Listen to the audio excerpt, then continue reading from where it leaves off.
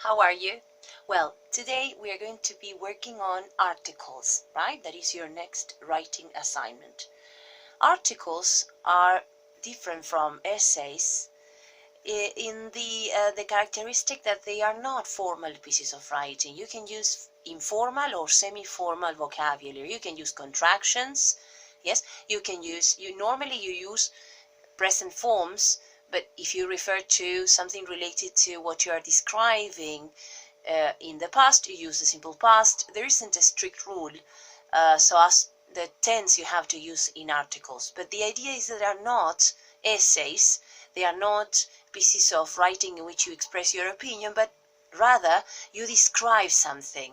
The example you have on the booklet, the one I could find, yes, just to give you general information about articles, describes a celebration. But you can describe whatever in an article. If you remember articles that are found in magazines, right, or in newspapers, they can refer to any topic at all.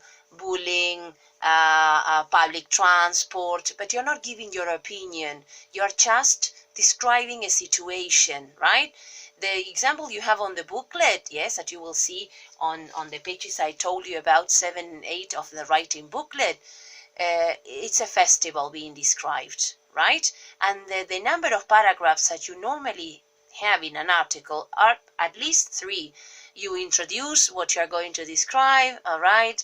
If it is an event, if it is a kind of music you like the task you have to work on, now we'll see it in a minute on the exam essentials. Yes, you have to describe the music you love and why you like it and who do you listen to it with, right?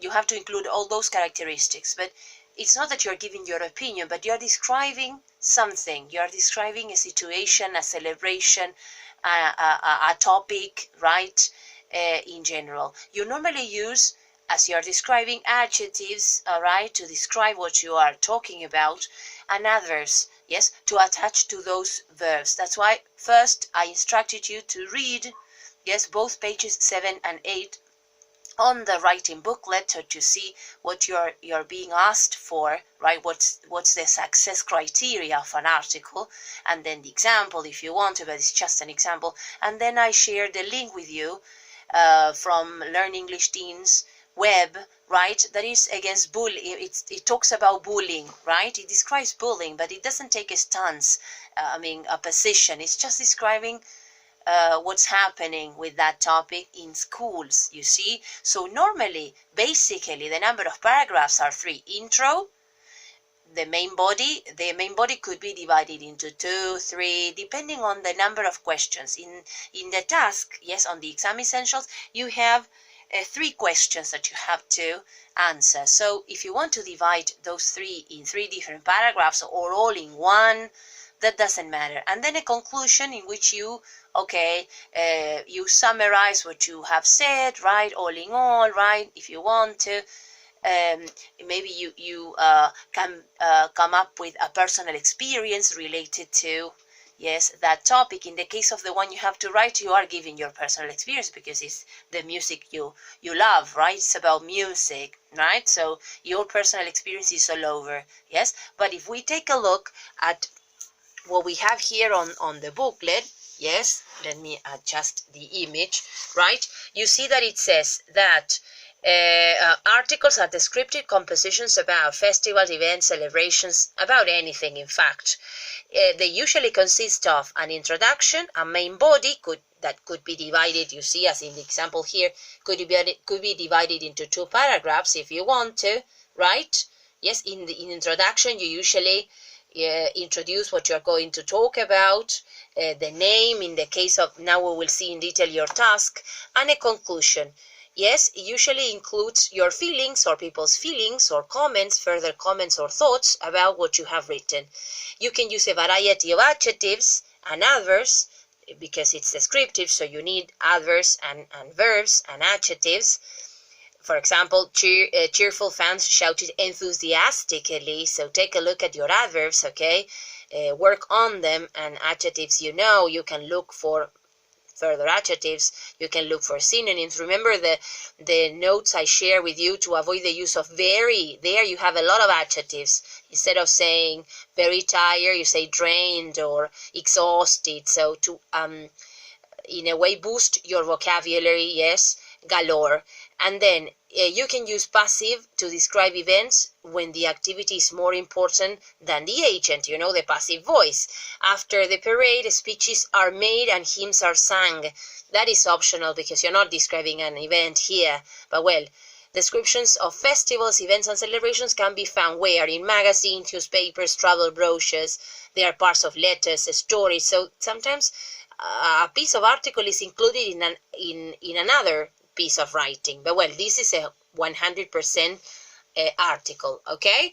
And well, then they give you the example rubric and the example answer, that this one in particular is about the Royal Regatta, right, that you have to complete. But well, this is just an example. It's not that you have to produce something like this, but for you to see how the info, you see, the Royal Regatta is one of the most famous events, how in the first paragraph it introduces what you're going to talk about in your article. Then you go straight to the questions you normally have to answer. So if you pay a look at here, I have the essentials. Now I'm going to show you the exam essentials. This is the task you're supposed to cover. Yes, let me adjust it. You see this announcement on an English language website. Music. How important is music in your life? What sort of music do you enjoy and why? Who do you listen to it with? These 3 questions are normally answered in the main body. You can divide it into 3 different paragraphs or all in one paragraph. It's up to you. But you see that the theme is music. Yes, how important music is in your life. In the introduction, you can start with a rhetorical question.